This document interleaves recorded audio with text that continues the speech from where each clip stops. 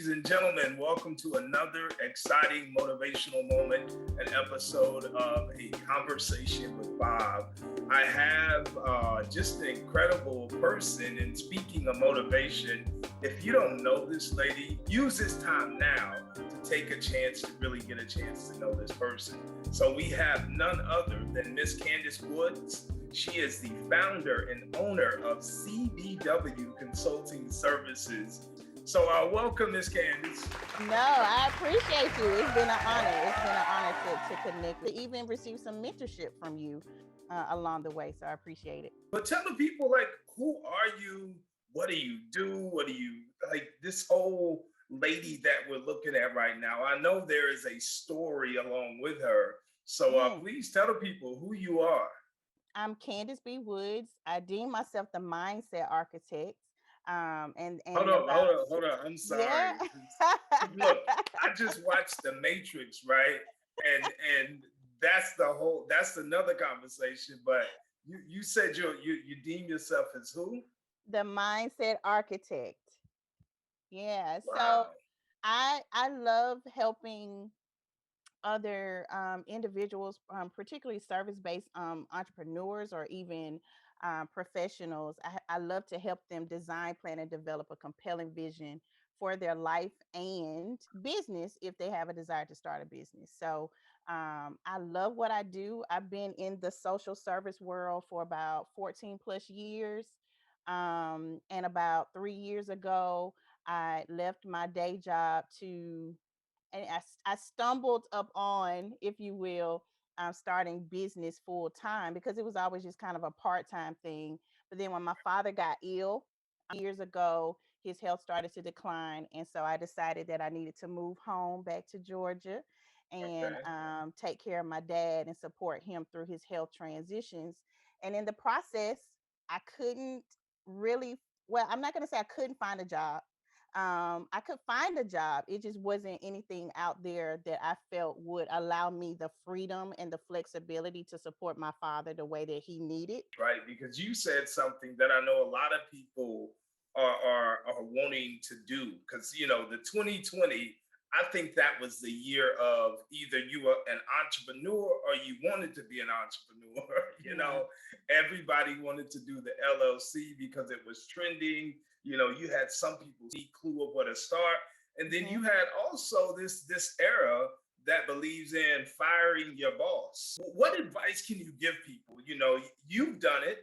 So it wasn't just something that I just did, walked away from on a whim. I had to do some strategic thinking. Okay, can I really do this? And so when I left, when you decide to actually take the leap of faith to going into business full time, you definitely have to make sure that you have support, right? So you got to have a plan and you got to have support.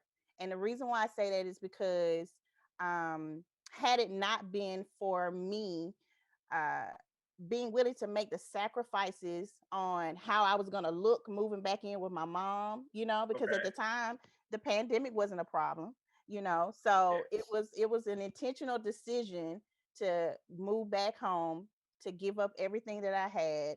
I took my 401k savings and I just decided that I was going to be all in. It was scary, but you have to be willing to make the sacrifices that it's going to take for you to sustain and maintain, for at least 6 months, and more, and just put dedicated focus into your vision. So, yeah, so I would say to answer your question, you need a support system. You definitely have to have a plan. And you have to be able to be a visionary. You can't just be someone who says, oh, well, I got this dream and I'm just going to do it. And then you just, fly by night do it. I had some entrepreneurial experience as part of my story, right? Because you just mentioned that we all have this kind of story that led us into where we are. And so I had entrepreneurial experience. I wasn't new to being an entrepreneur. I happened to had some time as an entrepreneur with my ex-husband. Being all in is actually just being able to, just being willing to lose it all and starting over again. That gave me a level of comfort that if they could do it and be successful in it, that I could do it as well. You still have to be comfortable enough with yourself and confident enough in yourself that this is who you are and that you're going to continue to be who you are confidently, and not worry about the rest. I just focus on purpose first, and I know that everything else will come. And what about, let's say you're in a small town where you don't Hmm. have those role models. What do you do if I was a young lady saying, Miss Woods, help? Like I don't have nobody to look up to, Yeah. or I want to be that Mongol of leaving. How do you get started if you have no role models, if you have no one who's walked that walk? Yeah. So this is the thing. And this, again, this is something that I teach even in my coaching. And I've been blessed to actually mentor a couple of um, up and coming entrepreneurs who are from my small town. I live in a small town. I grew up in a small town. And I do believe in a lot of ways that's why God allowed for me to come back home to my small town, and to be able to have a successful business. You can have a successful business. And so that is what I teach in my coaching platform, in helping others in business. We just have to change our perspective about how we go about doing business, and stop limiting ourselves to brick and mortar businesses and start thinking from the space that there is virtual platforms that you can be on. And as a matter of fact, after 2020, I mean, now is the best Yes, time to that's right. start a virtual business and to be able to support people from home. I think a lot of business models have changed after the pandemic or due to the pandemic, to make sure that you can provide services effectively. Tell us about a moment where you failed to grow. Where I failed to grow, Failed to grow. asking for help.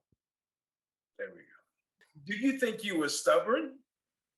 And well, that's naturally me. You I know what mean, I you know, I just I'm naturally a little stubborn, right? okay. That's just natural for me to always, and it's not from a place of it being intentionally or just want to have it my way. Yeah, correct. It's never from Correct. that perspective, but it's always from a perspective, or has been from a perspective of, um I just didn't want to admit sometimes that I didn't handle things the right way, right? So, So how do you stay financially balanced with your P&Ls and balance sheets and CPA? I mean, how do you stay? Because that's the side of business as well. that's a side of business that I wasn't very good at, and then that again, that's where I needed to ask for help, right? So, What are you afraid of doing next? oh wow. Wow, that's good. See, that goes into that whole mindset thing, because I always ask my clients the same thing. Like, what's the thing that you're most afraid of, like, or the person that you're most afraid to work with, things of that nature. Bob, you know what? I really, oh my goodness, um, I really would love to do a TED talk. Oh wow. That Wow. scares that's huge for me, because I'm Understood. not I'm very, I guess because it's just something that I'm familiar with doing. I'm not really a public speaker. I'm Yes. more comfortable in small groups, small So trainings, you're more of you know, a presenter. a What would you do? presenter. What would you do a TED talk on? I mean, give me Uh, what's that one thing? um I would say getting out of your own way. Okay, and what's all of that about? Getting out of your own way. I've learned, and this is, just from my perspective, that the one person that held me back the most in my life was me.